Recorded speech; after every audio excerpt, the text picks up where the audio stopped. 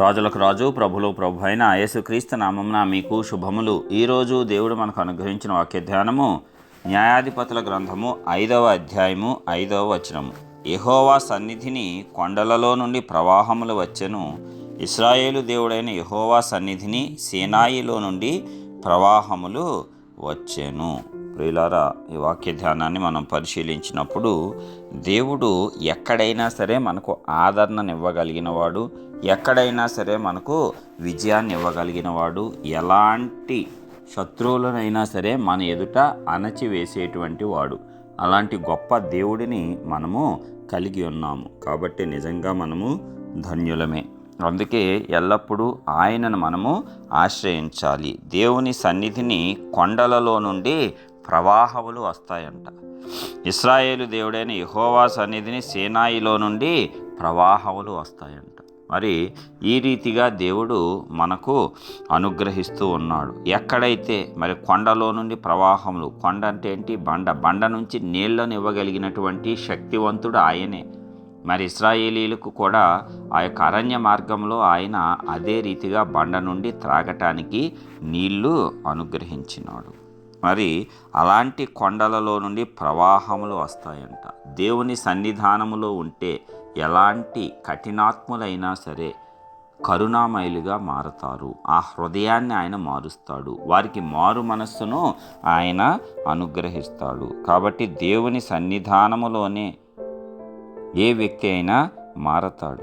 సీనాయిలో నుండి ప్రవాహములు దేవుని సన్నిధిలోంచే వచ్చాయంట.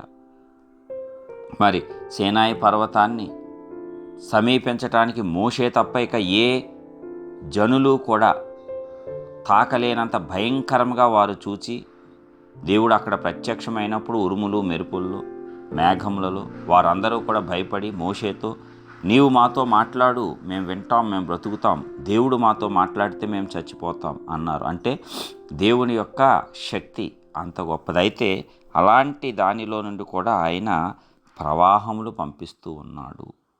నీతి, పరిశుద్ధత, శాంతి, సమాధానము, నెమ్మది, నిర్భయము, ఇవన్నీ కూడా దేవుని సన్నిధానంలోంచి వచ్చే ప్రవాహ జలములే. వీటన్నిటినీ కూడా నీతిమంతులుగా దేవుణ్ణి ఆశ్రయించినటువంటి వారు, పరిశుద్ధులుగా దేవుణ్ణి అనుసరించేటువంటి వారు తప్పక పొందుకుంటారు.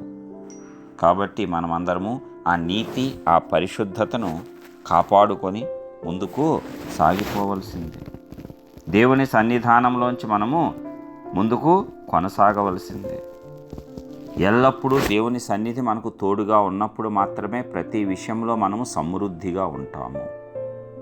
దప్పిగొని వారి యొక్క దాహమును తీర్చువాడు ఆయనే. దేవుని గూర్చిన దప్పిక నీకు ఉండాలి. ఆయన వాక్యమును గూర్చిన దప్పిక నీకు ఉండాలి. ఆయన మార్గములను అనుసరించాలనేటువంటి దప్పిక నీకు ఉండాలి. ఈ లోకంలో అనేక ఆశలు కలిగి ఉంటావు, కానీ దేవుని యందు ఆశ పెట్టుకొని ఉండుట నీకు ఎంతో క్షేమకరము. ఎలాంటి పరిస్థితుల్లోనైనా కొండలాంటి బండలాంటి అడ్డంకులు, ఆటంకములు అనేకములు నీ యొక్క జీవితంలో తటస్థించిన వాటన్నిటినీ బద్దలు చేసి ప్రవాహ జలములుగా నీ యొక్క జీవితాన్ని కొనసాగిస్తాడు. ఒక కొండ అడ్డొచ్చిందా నీ యొక్క ప్రయాణం సాగదు. అదే ప్రవాహము సాగుతూనే ఉంటుంది. అంటే ఎక్కడైతే నీ జీవితంలో నీవు ఆగిపోయావో అక్కడ నుండి నీ యొక్క జీవితం అద్భుత రీతిగా కొనసాగేటట్లు వేగవంతంగా, ప్రవాహం ఎలా వస్తుంది? జలము వేగవంతంగా ముందుకే వెళ్తుంది, వెనక్కి ఎప్పుడూ ఆ నది అనేది వెళ్ళదు. కాబట్టి అలాంటి కొండలో నుండి, కొండలాగా అడ్డుగా ఉన్నటువంటి నీ యొక్క జీవిత పరిస్థితిలో నుంచి ముందుకి వేగంగా కొనసాగేలాగా దేవుడు మారుస్తాడు, నీవు ఆయన సన్నిధిలో ఉన్నప్పుడు. కాబట్టి ఆయన సన్నిధానమును మనము వెతకాలి, ఆయన సన్నిధానములో మనము గడపాలి. ఆ సమయమును మనము గడుపుతూ ఆయన యందు మనము ఆనందిస్తే, ఆ సహవాసంలో మనము ప్రేమతో కొనసాగితే, భయభక్తులతో కొనసాగితే ఎలాంటి పరిస్థితి అయినా సరే దేవుడు ప్రవాహ జలములుగా మార్చి ఎల్లప్పుడూ నీవు జీవితంలో ఆగిపోకుండా ముందుకు సాగిపోయేటట్లు ఆయన యొక్క కృప, ఆయన శక్తి, ఆయన సామర్థ్యము నీ ఎడల సంపూర్ణముగా కనపరుస్తాడు. ఎలాంటి శక్తి, సామర్థ్యము, ప్రేమ, కృప పొందుకొని మనమందరము జీవితంలో ముందుకు సాగిపోదుము గాక. ప్రార్థించుకుందాం. సర్వోన్నతుడా, సర్వశక్తిమంతుడా, ప్రియ పరలోకపు తండ్రి, మీ ఘనమైన శ్రేష్టమైన నామానికి వందనాలు. మరి ఒక నూతన దినమును మా జీవితంలో అనుగ్రహించుటే కాకుండా గొప్ప వాక్కు ద్వారా మమ్మల్ని ఆదరించినందుకు కూడా నీకే వందనాలు చెల్లిస్తున్నాం. అవును తండ్రి, ఇదిగో నీ సన్నిధానంలో కొండలలో నుండి ప్రవాహంలో వస్తాయి, నీ సన్నిధానంలో సీనాయిలో నుండి ప్రవాహంలో వస్తాయి. ఎంత భయంకరమైన స్థితి ఉన్నా మా యొక్క జీవన ప్రయాణానికి అడ్డంకులు ఆటంకములుగా కొండల్లాంటి పరిస్థితులు ఉన్నా వాటన్నిటినీ కూడా నీ సన్నిధానంలో మేము నిల్చుట ద్వారా అవి బద్దలయ్యి వాటిలో నుంచి ముందుకు వేగంగా సాగేటువంటి ప్రవాహ జలముల లాంటి జీవితాన్ని మాకు అనుగ్రహిస్తానని ఈరోజు మీ వాక్యం ద్వారా మాకు సెలవిచ్చిన విధానమును బట్టి వందనాలు. మేమందరము ధైర్యం తెచ్చుకొని ఉత్సాహంగా నీ సన్నిధానంలో ముందుకు సాగేటువంటి గొప్ప భాగ్యాన్ని ఇచ్చి ఆశీర్వదించవలసిందిగా యేసుక్రీస్తు పరిశుద్ధమైన నామం పేరిట ప్రార్థించి విశ్వాసంతో పొందుచున్నాం ప్రియ పరలోకపు తండ్రి. ఆమేన్.